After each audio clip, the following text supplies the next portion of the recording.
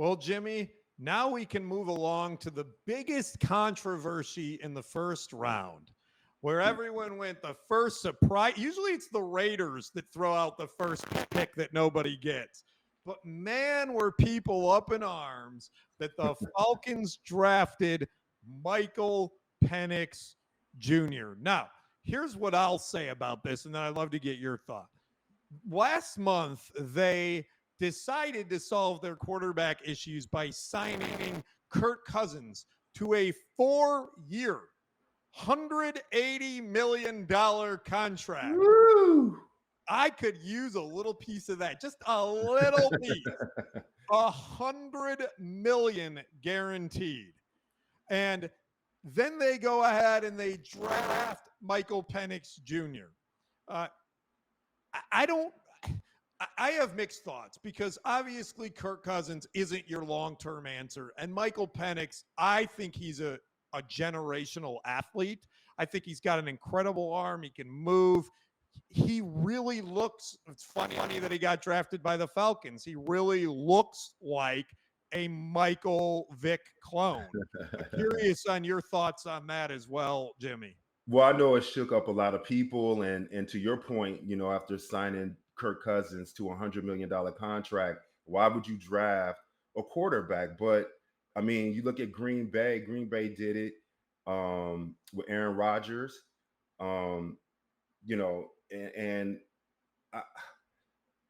I think that especially in the NFL, when you're asking a young quarterback to come into the league and to be impactful, you got to give them some time. And I think it's a great plan for them to have a veteran quarterback with Kirk Cousins, who, obviously they believe in, or they wouldn't have paid him as much, but they had the opportunity to look to their future and secure a quarterback in case there's an injury or in case Cousins doesn't perform the way they feel. And Penix is a great, but the argument is, Jimmy, they could have used that 8th pick on one of these top receivers. They could have got Rome Odunze.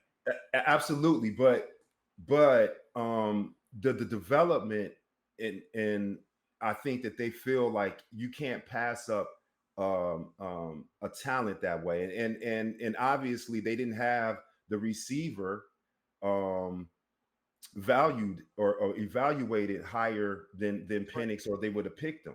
So I think it was just a matter of it came down to maybe something being equal, and they chose the talent over the need, and which is rare because that's we discussed that last show, is that usually you'll take the need, but occasionally you'll see teams take talent over need, and I think that's what the Hawks did in this case.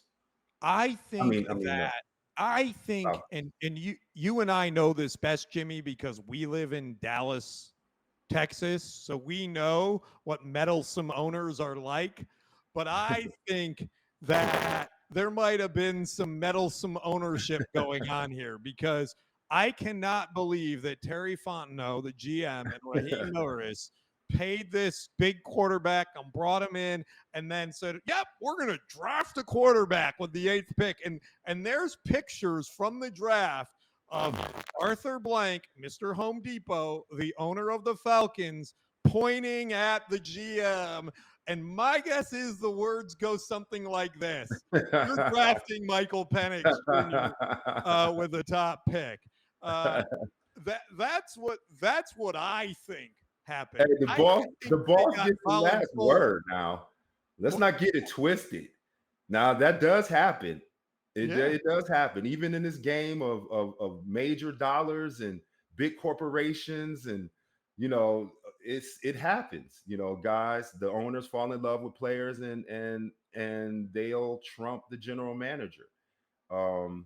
But again, it's we could look back a year from now and we could say that the owner or whoever made the call made a mistake, or we could say that they're a genius. It's just, that's the beauty of these things. We have to let them play out and see how it works.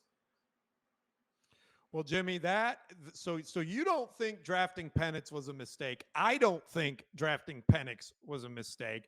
I think people getting worked up about it is a little crazy. I do think that if an owner forced the GM and coach to do something they didn't want to do, that could cause a problem. But Michael Absolutely. Penix on his own, I think that was a great pick. And I think as long as the chemistry issue of how this happened doesn't screw things up, that will be the long-term sort of result.